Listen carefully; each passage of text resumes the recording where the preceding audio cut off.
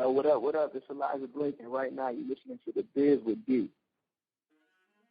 All right, everybody. Thank you for all tuning in to The Biz with D on My First Wings Radio. David Dwayne. Dang, didn't it just sound like I almost forgot my name for a second? Because it sure did. But anyway, we got Elijah Blake on the line with us. Signed to Def Jam, Rock Nation, No ID. I mean, dope songwriter, dope artist. I mean, and he's on the line with us. What's going on, man? Yeah, man. What's good? What's good, everybody? Not much. We appreciate you coming on the show. Thanks so much. Oh, man, I appreciate y'all having me, man. It's always a blessing when you get, to connect with people who support your craft, so early on in the, on the journey, getting everything going. Most definitely. So for those that don't know who you are, tell them how you got started in the music industry.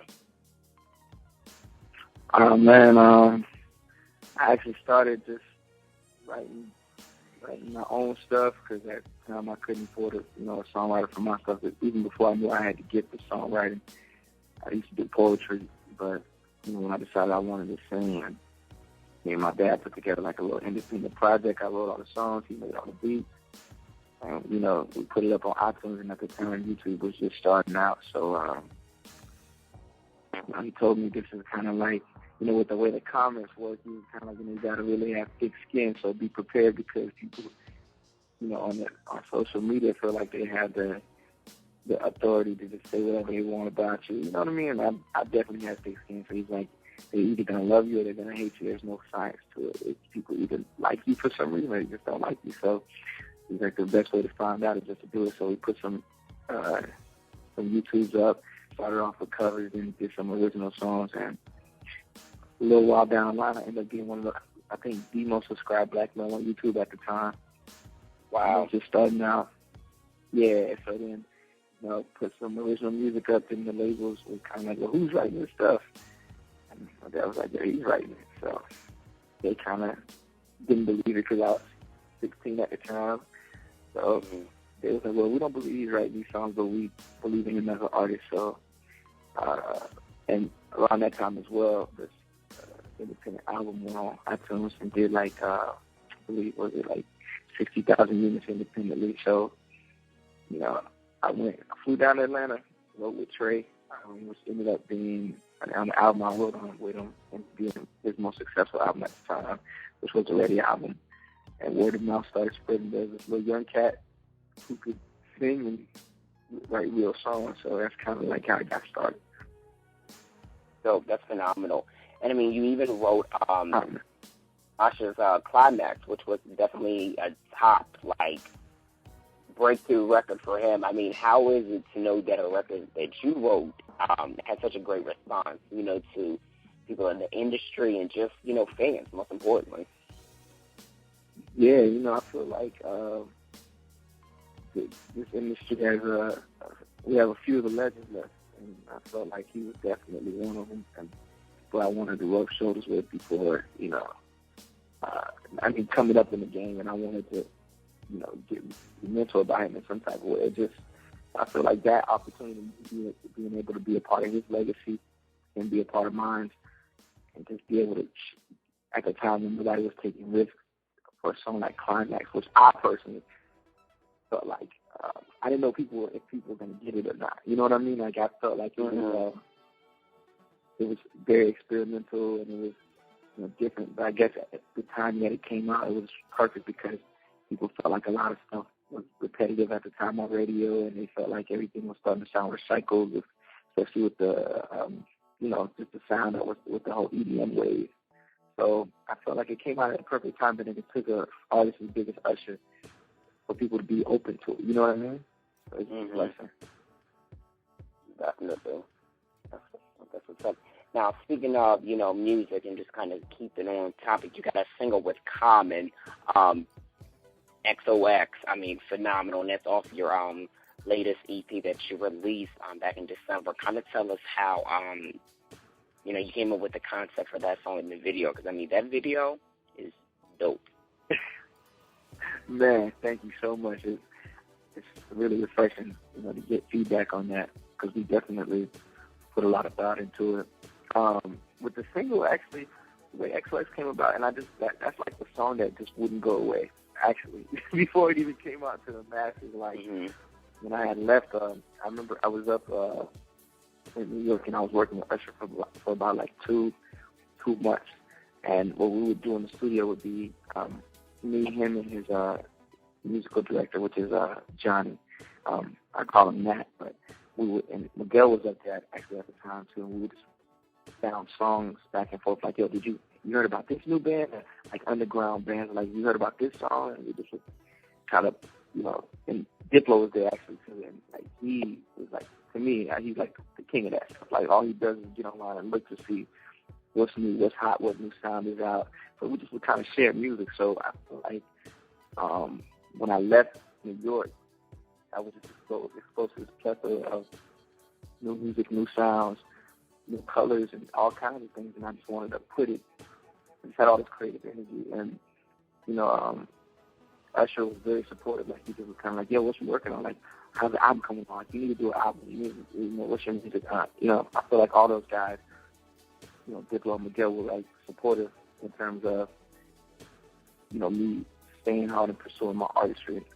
So when I got back to L.A., I just hit up a couple producer friends of mine, and I was just like, yo, like, I don't know, like, I don't think I'm not shopping my deal yet. I just want to put together, like, a mixtape of just what the zone I'm in right now. So a lot of producers who already was like, yo, when are you going to start doing your own music? So a lot of big producers was like, yo, take this track, give me some of the best stuff to just, have that liberation, that musical liberation that I was trying to go for.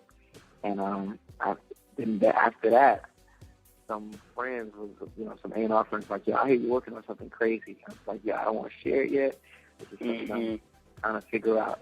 And then, you know what I mean? Because I didn't know how it could have went really bad. Because, you have all those ideas. It could go really bad. It could go really good.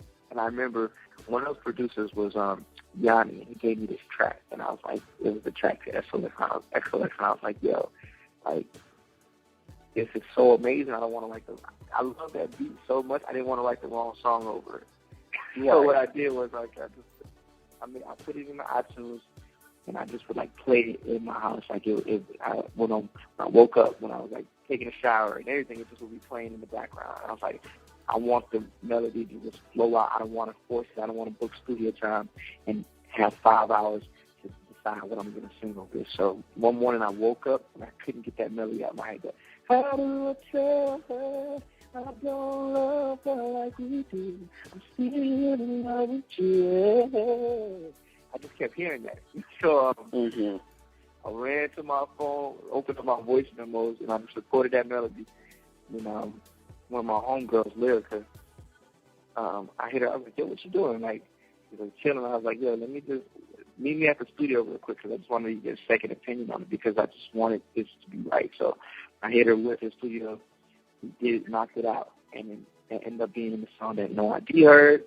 So he was like, yo, this is special. And he heard some other songs, but it was when he heard the EP in its fullness, that was one of the first songs that he heard, and he loved it. So, once I got signed, I put that song away, because, you get a record deal, and you're kind of like, all right, I'm done. Like, I want to start new music. I don't want to use any of the songs from the demo. So it's like, I was working on new shit, and then when it came back around when I was doing the EP, I played that song by accident at a listening section, and people was like, you'd be foolish not to use that song on the EP. Then the song went on the EP. Then the label, some of the heads at the label heard it, and it got received so well by, like, the blogs and online media and the fans. Most importantly, like, they just gravitated towards that song. And so it became one of those things where the label was like, you'd be foolish not to use this song as a single. Like, if it's good music, it doesn't matter if it was out there already. It's just kind of good music transcends overall. So that's how that song became a single. Wow, yeah, and definitely. I mean, you would be a fool, and I'm going to say you would be a fool if you didn't put that out as a single and you let that go to the wayside. 'Cause, I mean, that is a hot joint, and you wrote it well. And I think this is what's great about being a songwriter, because I write songs as well. I'm a solo artist. So it's great when you write songs that really fit your voice, but it can also fit other people's voice, but you really feel like when you have that attachment to it, it's like Yeah. You can't give that away because it was you Man, wrote that for you. I appreciate it. Yeah, not a problem. Yeah, that's what the whole album is actually. Like the whole, I wanted, my biggest thing. I had these conversations with my ideas. Like as new artists, I want people. I don't want to be that trendy guy. I don't, like everybody's going the safe route, and I mean it's safe. But I was like, if I get loads for something, I'd rather people not like me for something that I am, rather than me trying to be something I'm not and still not succeeding in that. So I want the whole album is from a real experience. Like I really went through that. The whole album is from like my first real relationship where I was in love, which is my high school sweetheart, and we were together for 3 going on 4 years and on and off. Wow. So I feel like therefore, yeah, when it's real, it's not like, oh, he's trying to be like this dude, or he's trying to be like this dude, because it's all from real experiences.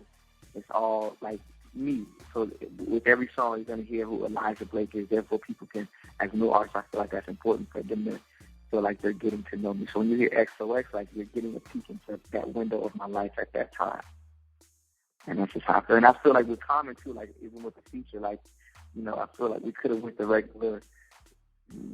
the most commercial feature at the time, and who was on everybody's song, but it was really important for me because I feel like Common is a staple in hip-hop, and I feel like 20 years from now, 30 years from now, 40 years from now, it won't be the track. You know what I mean? As opposed to who's right now and not hot in the next couple months, and I felt like he was going through something like that, because I remember looking on Twitter, and, you see people, it was like everybody wanted to know what was going on with Common's love life. Was he, at the time with the person he was with and going through it with. So it reminded me again of what hip-hop is about, like before social media, even though it's a little before my time. Like I feel like in these hip-hop records, if you wanted to hear what Big or Pac or anybody had to say, there wasn't a Twitter, so you would have to wait for that record for them to address it. You know what I mean? And it made it a moment. Like if somebody wanted to talk about a beef, or if they wanted to talk about what's going on with their family, they would wait till you would have to go buy that album to hear it, because that's where they would talk about it. So I hit Common, I was like, yo, I got this perfect record, because we've been talking about working before.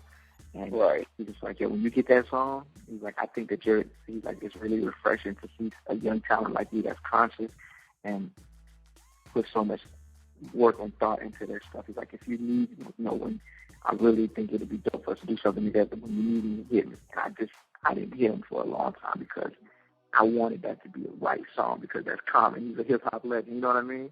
Right. And that happened. I hit him.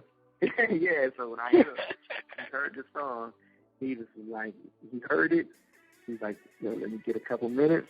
He wrote it back in the studio right there at that moment and recorded it right there. And it just was like the most magical thing, just watching him work. Wow, that's phenomenal. And I mean, you touched on, you sparking like all kind of questions that I didn't want to ask you and did want to ask you, but you touched on being in a relationship. Now, being that you're 22, right? Mm-hmm. So being that you're 22, I'm 20, so there's 2 years difference. Do you find that being in a relationship right now, this time in your career, is really necessary? Do you feel like it's a lot of time for it? Like, personally, myself, I know I don't. There's not a lot of time. There's not a lot of time at all. But I think it's important for me. I like how would I say this? I'm in love with the thrill of love. I don't know if I'm in love with love, but I'm in love with the thrill of love. And, being a young guy, like the thought of love is what drives everybody. It drives you to be successful. It drives you to, whether people don't know it or not, like you need that love from your family, or you need it from somebody, or you need it. Just the thought of love, like, is what motivates us to do everything. It all comes back to that. So I think for me, like, I love the romance aspect of it. I love the courting aspect of it. And I think me being young, I've always been like, even now, like, I feel like, so I think for me, and it helps me write better songs because I'm crazy as hell.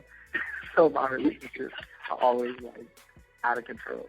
So it inspires, like, these crazy songs. And I think the moment I lose that, maybe some of my inspiration will suffer from it. So I definitely keep myself in love, because I definitely am in love with the thrill of being in love, if that makes any sense. Yeah, definitely. It definitely makes sense. So now, one of the important questions that some of our listeners may not have heard about you before, but they definitely did once we didn't tweet it and spilled the beans. Like when I tweeted you last night, somebody was like, "Oh, you're interviewing Elijah? Oh my goodness! Oh my goodness!" I'm like, why are y'all acting super groupie on me today? Any other day, if I'm interviewing T-Boz or I'm just saying a Red Cafe or somebody, y'all don't want to, act right. Now y'all want to act right. So I'm like, okay, well, good. Now they know what the business is. So, my question is, with that being said, how did you link up with No ID, Def Jam, and Rock Nation? Because, I mean, that's like, wow. You got, like, an amazing team right there working with them.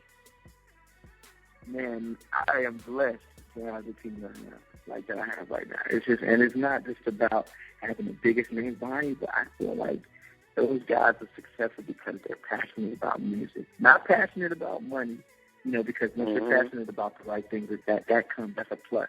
I truly feel like Jay and Ty and everybody, I feel like No ID, I feel like everybody is passionate about the music first. Because, if it was just about the money, I mean, they get that from Rihanna, and they get that from the successful music, and they get that from everybody. They're genuine.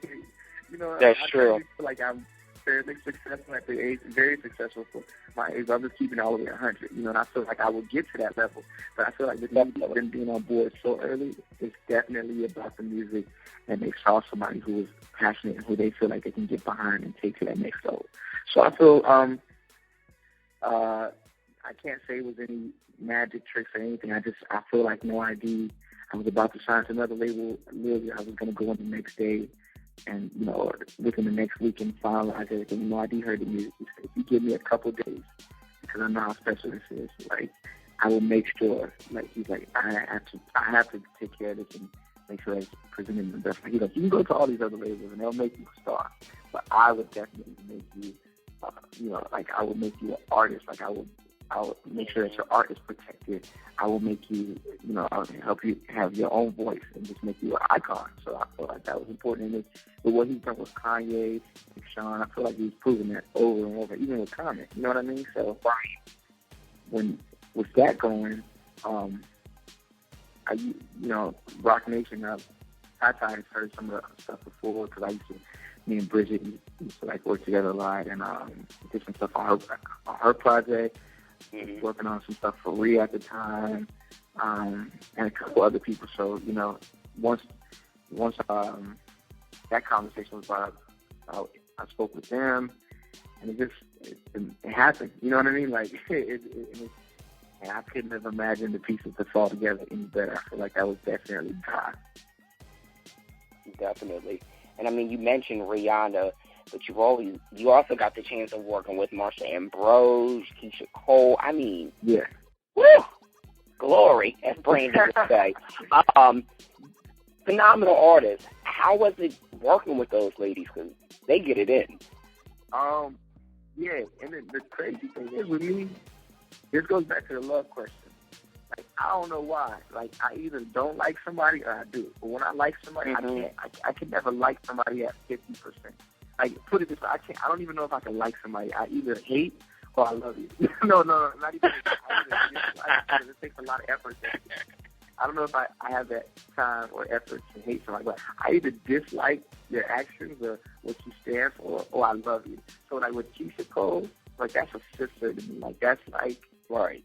Like, I know her husband, I know her child, like, I know her dogs. Like, like, that's like my sister, like, dog. And I feel like that's why I was able. Her dog is crazy. Lola is a badass. So her dog's a rock star. I remember the first time to meet her, No ID had his dog walked in and pooped on his carpet. He wasn't too happy about that. But, like, I feel like with her, I was able to write better songs because I understood her. I wanted her to win. It wasn't just a check for me. It wasn't a publishing. It wasn't getting publishing on her record. Like, it was literally like, okay, I get your story. How can I add to what you started? Like, when you started with The Way It Is and the different meaning, all that stuff. Like, how can I add to your legacy? Even with you know, it was the same thing for Usher and Rihanna. Like, when I did No Love Alive, like, I really was in the studio. Like, I'm not gonna just write another song where she can just, you know, people could fist pump in the club. Like, I was like, No Love Alive. Like, what is she going through? And around that day, around the time when I wrote that song, I remember she had showed up to, you know, everybody thought that she wasn't with Chris, and it hit the media and it was all over the internet that she went to she went to court with Chris Brown when he had his hearing. You know what I mean? And I just feel kind of like that's one of those real, like, you can't, in order for you can't just, when you break up with somebody, you don't just stop loving them. Like, in order for you not to feel some type of way for somebody, like, you just have to tell yourself not to love, like, not to love at all. You know, I think a lot of times we think helping our situations, we're like, I'm just not going to love that person. That's not true. In order for you to really lose true love, you can't just target who you can't and can't love. Either you choose to love or you just choose not to love at all. You know what I mean? But if you have that song was kind of like a play off of that. Like, you know, when you love somebody, you're just always going to love them. So it's just like, damn, like, I just wish I didn't love at all in order to deal with that. But I feel like it meant something to me when I was writing it, but she took it and when she sung it, it's weird. Like, it's the same exact lyrics from when I sung the reference and from when she sung it, but it's like it meant something different when she sung it.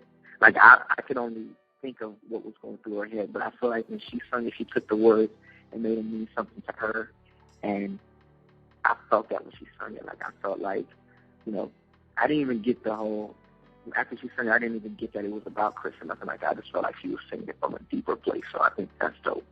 You know what I mean? Absolutely.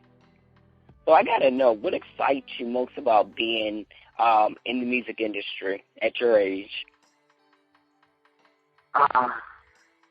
Man, just leaving my legacy, like living. I would say immortality for me. Like, I feel like when I'm gone, my kids will have something to look after, and when they're gone, my grandkids will have something to look after, and then just or even not just me, but affect the music. Like, a song that I do, or the way that I sing, my album, you know, will inspire somebody to be the next them, but with influences from it. You know what I mean? Like, I know, like, how much when I listen to, you know, Stevie, and when I listen to Donny Hathaway, and, you know, Jesse Powell as well, and Brandy, and those people, like, I can hear them listening when I sing. You know what I mean? And that's not something I purposely do. Just when you grew up singing and somebody inspires you, and I feel like, you know, there's certain characteristics about me that it'll be cool when I, like, down the road, when I hear one of my favorite new singers, and then they have different things that they pull from me, I just think that that's cool. You know, just inspiring closer.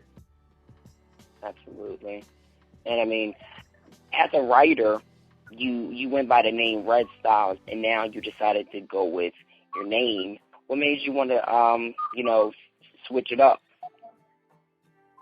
Well, Elijah's my middle name, so I felt like Red Styles. Like, I remember when I first met Sierra, she was like, "Yeah, I was hearing about you for a minute. I always just expected you to be a rapper." She was like, I felt like Red Styles gave. I was young when that was like a childhood nickname. I felt like people didn't represent where I was musically now, my growth musically in the same place they did when I was like, you know, a little kid just trying to figure it out. So I feel like the music was, especially for my album, it was really stripped down. It's really organic. It's just natural. So I just was like, yeah, I want the name to fit that. I want it to be organic. I don't want it to sound forced at all. And I felt like when people hear my songs in Germany or in London, I don't want them to wonder, is this dude a rapper that's singing? Or I just want them to say, this guy's an artist and he's a singer. Like, you know what I mean? Soulful. So. Right, definitely.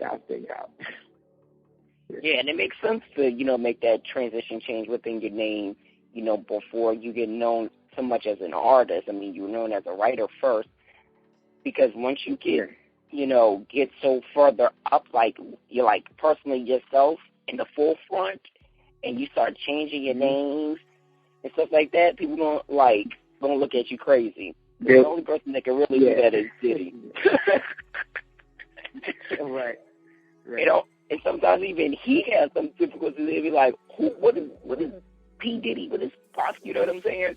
So,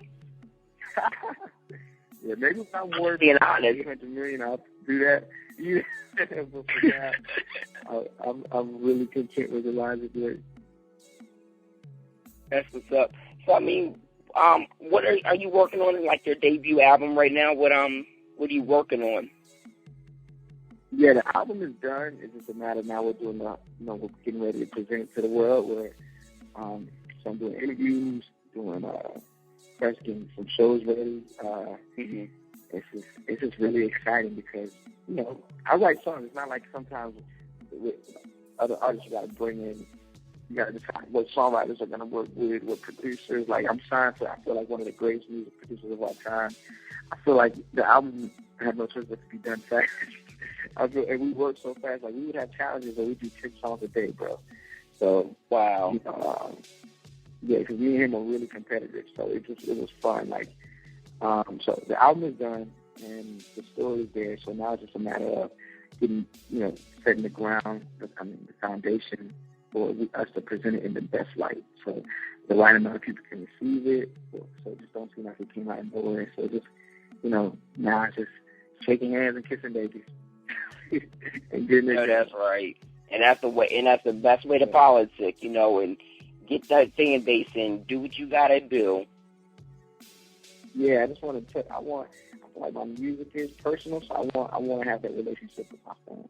Like even sometimes, like I've never gotten harassed about that, but I feel like sometimes people are like, "Yo, you can teach his fans," and like I'm gonna be that guy. Like I never want to be that dude that people feel like, oh, you can't come up to me, or you know what I mean? Like I want to have that personal relationship. I feel like that's what my music is. That's what I represent. I could definitely be that dude who's like, I'm so dark and I'm so weird and don't touch me, don't look at me there. I'll speak to somebody before they speak to you. Like I can definitely be that dude for the sake of music. I mean, for the sake of you said, don't touch me. Like, yeah. You know what I mean? Or like, you ever felt like that when you had that actually saw a fan that before, like, don't touch me? You ever did that before? Have I ever done that? Uh-huh. No, I've never been that dude. I'm saying, but there are artists who are like that. But I don't think they're necessarily like that because that's who they are. I feel like sometimes the industry puts this thing on you, like you have to be this way to be this type of person. You have to be this.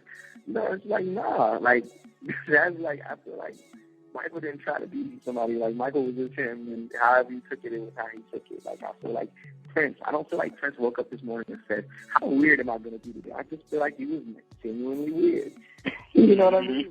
He just goes with it. You know what I mean? Like, yeah, but I just don't like it when it seems pretentious. So I feel like with me, my music is personal. I'm inviting people.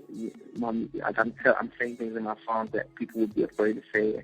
Like, most guys either don't articulate or don't know how to articulate. I want to be the guy that is like every dude's homeboy and the chick that